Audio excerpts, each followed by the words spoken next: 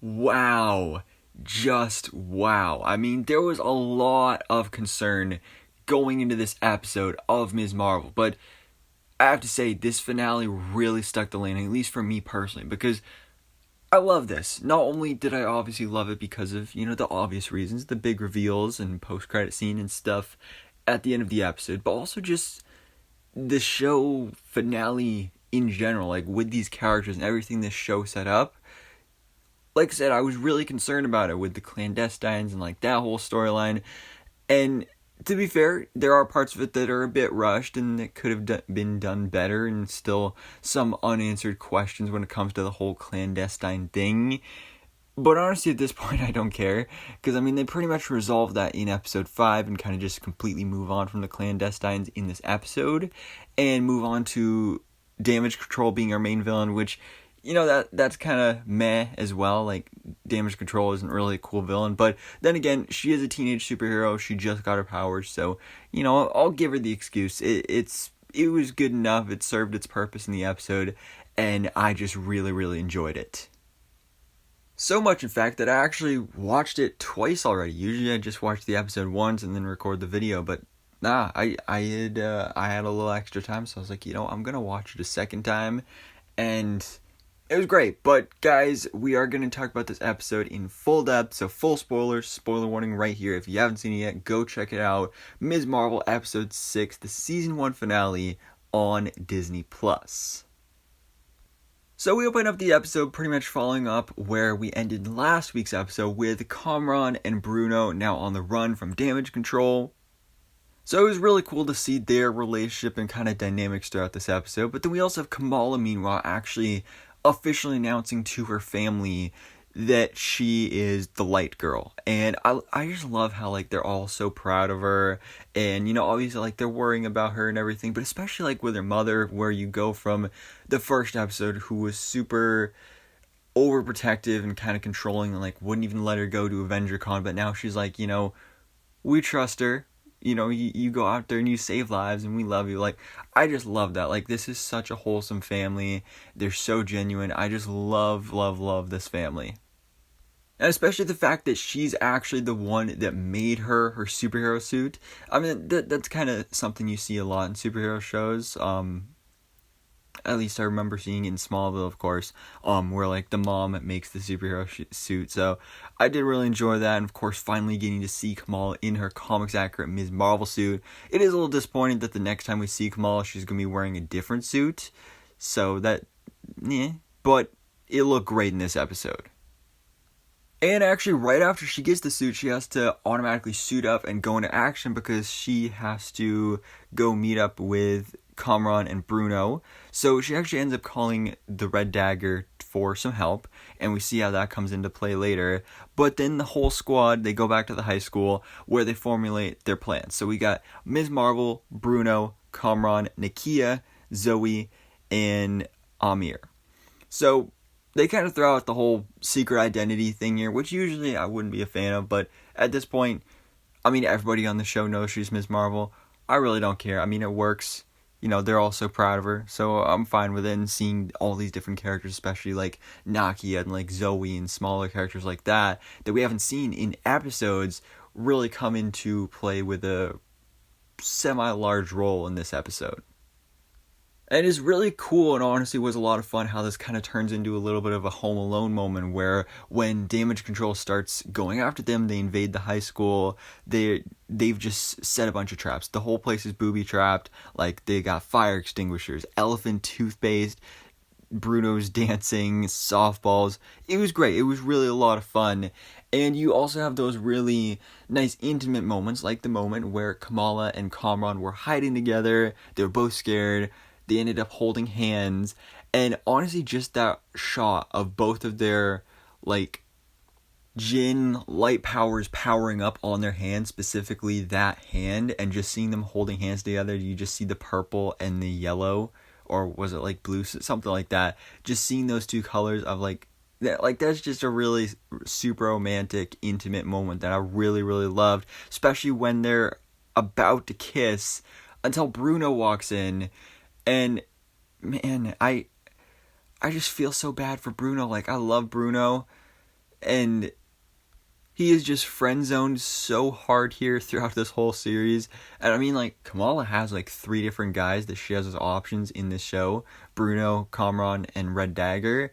And, you know, I love Bruno the most. I definitely love Bruno the most. But it's just so sad to see how things go for him. Especially because then even after you see this, he doesn't, like, freak out or have a meltdown or anything. He's just like, alright, go. You go. I'll be a distraction. He goes out and sacrifices himself, basically, and he ends up getting caught by damage control. But it just shows how good of a person he is. And I really, really do hope, whether it's in the Marvels or Ms. Marvel Season 2 or whatever, that Kamala and Bruno get together one day, because he deserves it.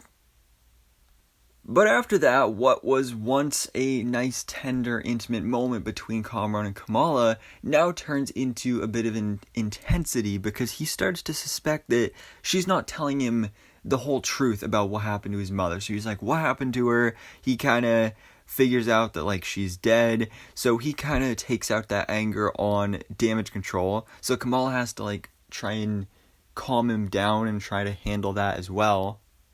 And then this actually leads into our big final battle of the episode, where they both go outside. Kamran is kind of like, not really surrendering, but he's like basically starting a standoff with damage control. Kamala goes out there, they start shooting at them, they start firing, all that stuff. She formulates a shield, but then they have like these crazy sonic blasters on their trucks that start shooting at them. That breaks her shield, so they're down for the count. And I just love like the fear that you could see, especially on Kamala's parents and like all of our characters out there watching from a distance. That was like super terrifying. And then I love how when Kamala gets up, she this is one of the best moments of the episode. She says "embiggen," and then she does the same thing she does in the comics. She embiggens. She obviously, her powers are different than they are in the comics, but still, she does the embiggen move, and it was great just seeing her, you know, grow taller, get the huge fist. It was really a great moment for this character. But unfortunately, Kamran has a little bit of a meltdown, so Kamala has to deal with that, and he's kind of, you know, obviously he's not a villain here, but he is kind of an antagonist, because Kamala not only has to deal with damage control, but also Kamran as well. So he, like, his blue crystals are going everywhere. She has to, like, form a big dome around them, and they have this little talk about, like, you know, there's no such thing as normal. They'll have to accept us. You know, we're pretty cool, actually. You know, it was a nice moment. She stops him from hurting anyone. She saves the day. She is officially the new hero in New Jersey. And I love also the moment of Agent Cleary firing that damage control lady. I don't even remember the name of that damage control lady, but she's basically our main villain of the show. And I was kind of disappointed about, like, Agent Cleary is basically barely in this series. It was kind of disappointing. Like, that was the big setup in the first post-credit scene, and then he's in like 2 to 3 other scenes of this show. Kind of disappointing, but whatever.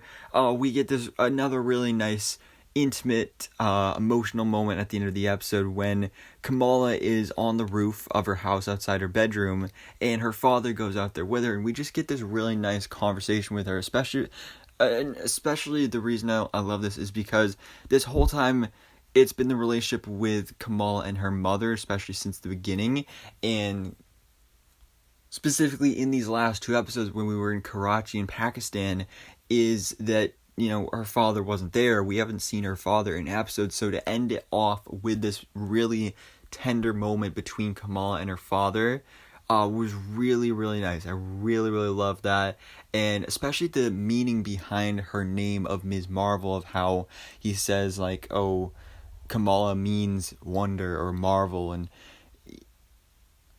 you really are our little Miss Marvel. That was a really, really cool moment. And as he's giving this speech a little bit, we do get some kind of resolvement with some different storylines. Like, we get to see Bruno putting a letter in Kamala's locker, which we can only assume is him letting her know that, like, hey, I got accepted into Caltech, I'm leaving, I'm going to California. Again, just feels so bad for him. But Kamran is also leaving, so he actually goes to Karachi and meets up with Red Dagger, so I'm really excited to see how that storyline goes.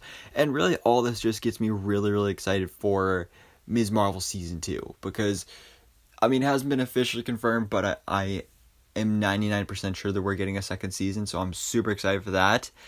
But you know what else I'm excited for about?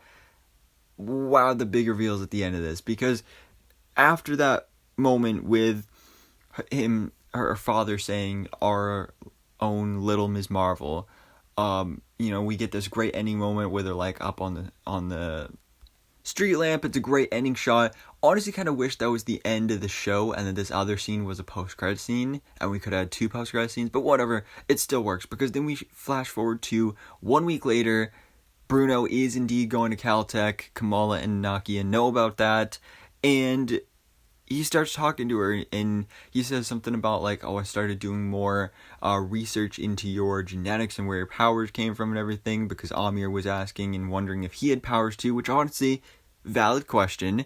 And we get this big moment where he says, Kamala, there's something different in your genes, like a mutation.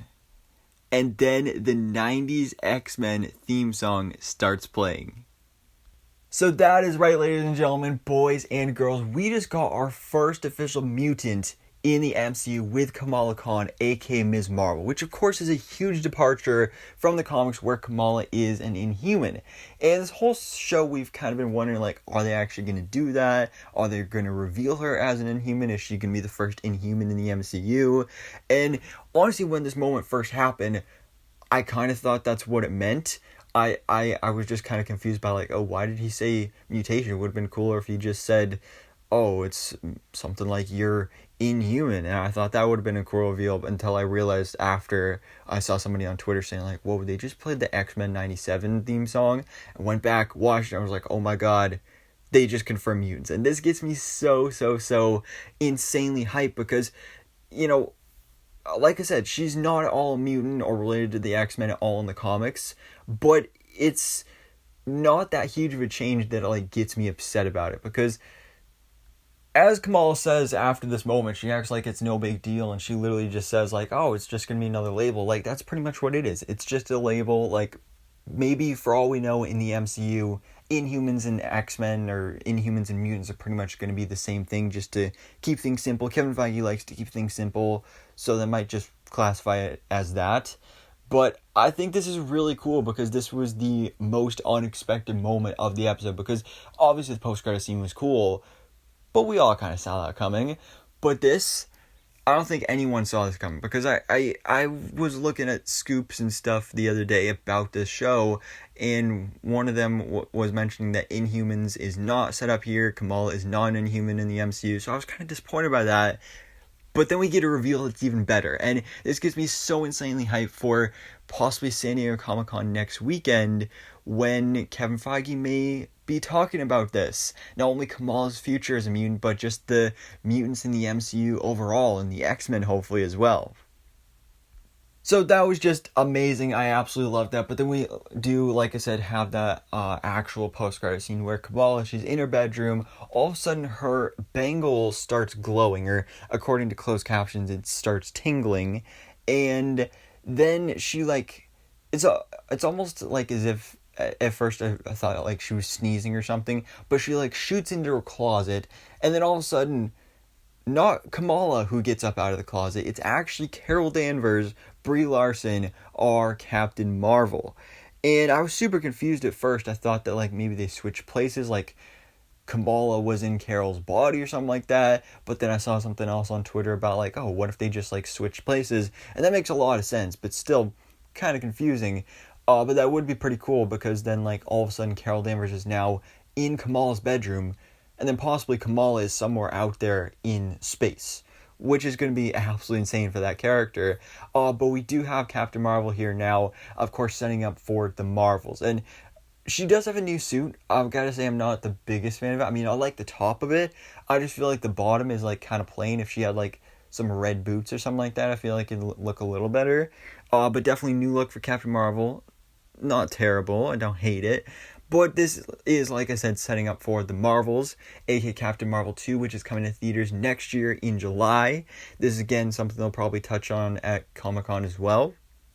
And it's a movie we don't really know that much about, so I'm really interested to see how they explain this, what is happening here, why it happened, all that good stuff. Definitely really interesting. Really excited to find out more about that. But guys, that was Ms. Marvel Season 1. Again, guarantee we're getting a Season 2.